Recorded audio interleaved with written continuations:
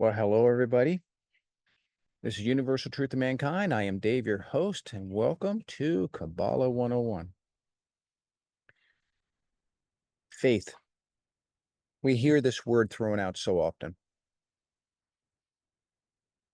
And we pretty much think of faith as believing in something you can't see, believing in something that you don't understand. How often have we heard, oh, just believe? Faith can also be translated as belief. We hear this all the time. But is this a healthy, spiritual way to operate? No. Here is something to consider. When Abraham was told that due to his faith that he'll have descendants, he will gain the land of Israel, and so on and so forth. I'm piling a lot into there. We say, oh, Abraham just believed.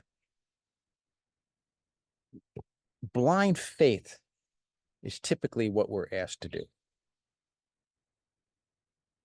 Now, we say we can't have blind faith in people, but for the most part. But we can have blind faith in God, to just trust. Take this thing and put it in your heart. Just believe. Take this thing, put it in your mind. Just believe. Take this thing, just do it. Have faith. Just believe.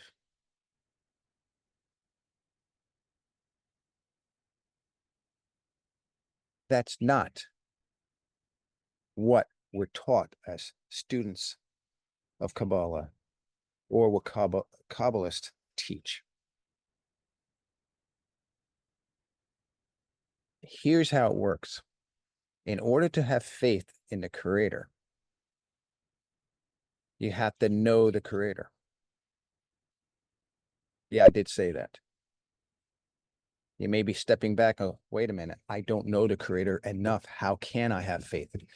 That kind of faith. I just have to simply accept.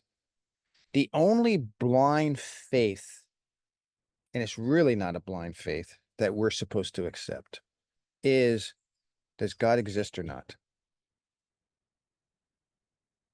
The answer should be yes. You don't understand what God is or who God is, but you have to say, yeah, God exists.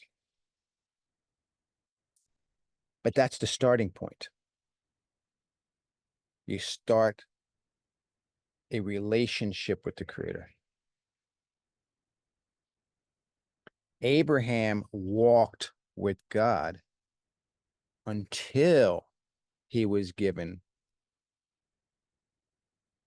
ancestors and so on and so forth, promised to him by faith. Abraham had faith in God because of his connection to God.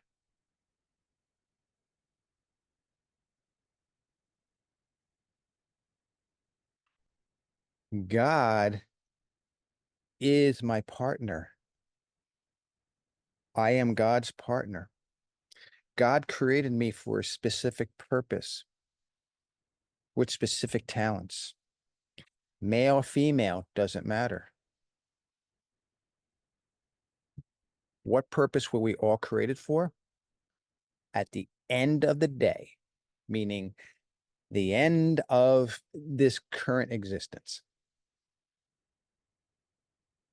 is that we will all come together, Jew and Gentile, male and female, and so on, to create a new Adam.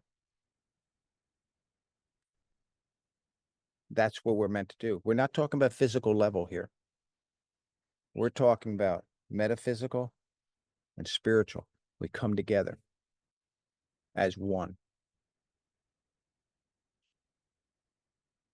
Just as I have a relationship with my wife, I'm not talking physical relationship. I'm talking about her and I think alike. I adore her. I'd take a bullet for her. God forbid it should ever be necessary. She's earned it. Why? Because she connects with me. We're part of each other. That's where we need to go with this. And that part of each other, because that relationship and that connection, we come together and create a unity between the two of us. Create a faith, a connection, a faith due to a connection. We're supposed to have knowledge of God. Work with what little you have and start that relationship.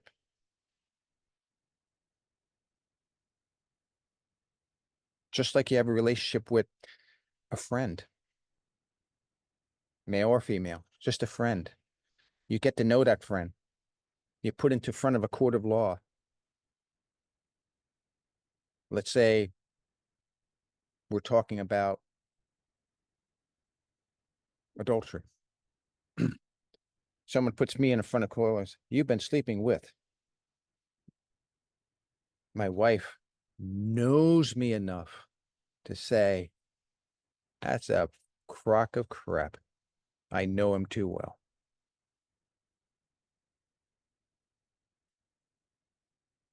Or vice versa. We have to get to that in a mind fashion too,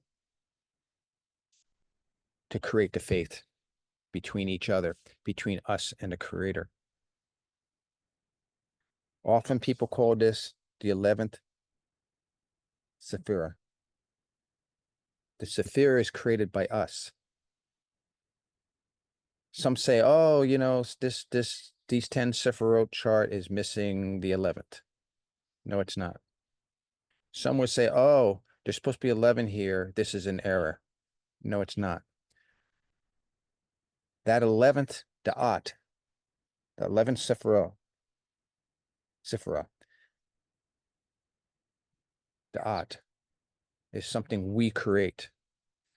And when we create a relationship between us and Creator, we're creating a faith. I hope this all helps.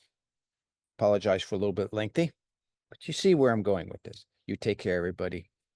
Shalom, shalom.